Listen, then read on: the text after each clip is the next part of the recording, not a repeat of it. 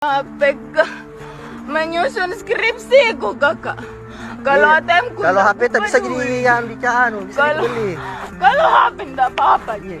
Skripsiku. Sayang, bagaimana dong? Tangis histers mahasiswi di Makassar, laptop berisi file skripsi dibegal, terancam tak lulus. Beredar di media sosial sebuah video yang memperlihatkan seorang mahasiswi di Makassar menangis histeris setelah jadi korban begal. Nasib pilu mahasiswi itu viral setelah video kejadiannya diunggah di akun Instagram Makassar_info Rabu, 12 Juni 2024. Dalam video tersebut, korban menangis histeris kehilangan laptop berisi file skripsinya. Ia terlihat terduduk lemas di pinggir jalan sambil meratapi laptop dan file-file skripsinya.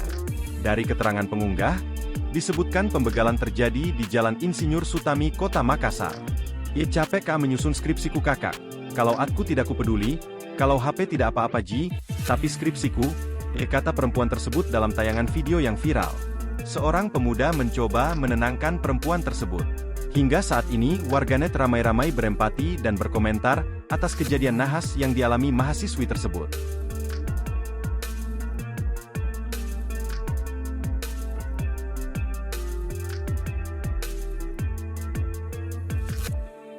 Download Tribun X sekarang, menghadirkan lokal menjadi Indonesia.